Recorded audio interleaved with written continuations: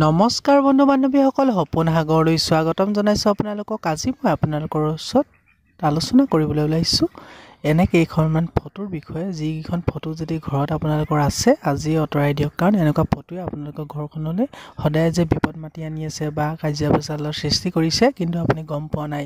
এইখন ফটো আপোনালোকে যদি আছে কেনেবাকৈ আঁতৰাই পেলাওক। কাৰণ যদি কেনেবাকৈ আপোনালোকৰ ঘৰত যদি সন্মুখতে যদি বাঘ সিংহৰ যদি কাজিয়া লগা ফটো বা এনেও থকা যদি এনে হিংসাত্মক প্ৰাণীৰ যদি জীৱ জন্তুৰ যদি ফটো আপোনালোকৰ ঘৰত আছে, তেতিয়াহ'লে ই এটা বহুত অশুভ হয়। ই ঘৰখনলৈ সদায় ঋণাত্মক শক্তি কঢ়িয়াই আনে। ঘৰ যদি আপোনালোকে শুই উঠিয়ে যদি এনেকুৱা ফটো যদি দেখে, আপোনাৰ মনত হয়তো যিহেতু হিংসাত্মক ভাৱ জাগি উঠিব পাৰে, বা যদিও জাগি নুঠে এনেকুৱা হিংসাত্মক প্ৰাণীৰ যদি ফটো যদি ঘৰত আছে, বা কিবা অস্ত্ৰৰ ফটো যদি আছে, দা কটাৰীৰ যদি ফটো আছে, বা যিকোনো এনেধৰণৰ হিংসাৰ লগত জড়িত যদি কোনোবা ফটো যদি আপোনাৰ ঘৰৰ সন্মুখতে ওলাওঁতে সময়তে দেখি থকাকৈ যদি আছে, এনেকুৱা ফটোবোৰ সদায় আঁতৰাই ৰাখিব। কাৰণ এনেকুৱা ফটো থকাৰ ফলত ঘৰখনলৈ যিহেতু বাস্তুশাস্ত্ৰৰ মতে এনেকুৱা ফটো সদায় গোপনে ৰাখিব লাগে। যদিও আছে কেনেবাকৈ হিচাপ মতে এনেকুৱা ফটো ঘৰত থাকিবই নাপায়।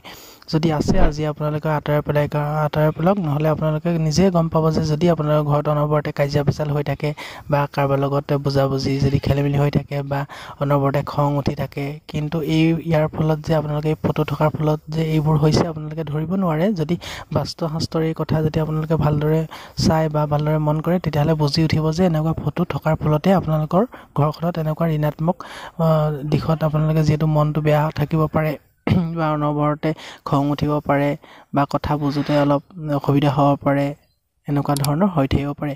আৰু যদি কেনেবাকৈ আপোনালোকৰ ঘৰত ৰাম লক্ষ্মণে কাৰ ধেনু লৈ থকা ফটো থাকে, তেনেকুৱা ফটো কিন্তু ঘৰত থাকিবলৈ নাপায়। কিন্তু ভগৱানৰ ফটো হ'লেও কিন্তু এনেকুৱা ফটো সদায় গোপনে ৰাখিব বা নাৰাখিব। এনেকুৱা ফটো বাস্তুশাস্ত্ৰৰ মতে ঘৰত থকাটো নিষেধ কৰিবলৈ কৈছে। গতিকে আপোনালোকৰ যদি ঘৰত এনেকুৱা ফটো আছে, বা তেজৰ কিবা দৃশ্য থকা ফটো আছে, তেতিয়াহ'লেও এনেকুৱা ফটো ঘৰৰ পৰা আঁতৰাই ৰাখক। এনেকুৱা ফটোৱে আপোনাৰ ঘৰখনলৈ সদায় ঋণাত্মক যি শক্তি কঢ়িয়াই আনে ঘৰখনলৈ, আৰু ঘৰখনৰ অমংগল সৃষ্টি হয়। এনেকুৱা ফটোবোৰ আপোনালোকে যদি আছে আঁতৰাই পেলাওক, আৰু চাব আপোনাৰ ঘৰখনলৈ যি সুখ শান্তি আহিব, কাজিয়া পেচাল নহ'ব, মিলা মেচা বাঢ়িব, এনেকুৱা হ'ব। গতিকে যদি আছে আৰু কি কি ফটো থাকিলে বেয়া আপোনালোকে নেক্সট ভিডিঅ'ত ক'ম। গতিকে আজিলৈ ইমানে আছিলে, ধন্যবাদ।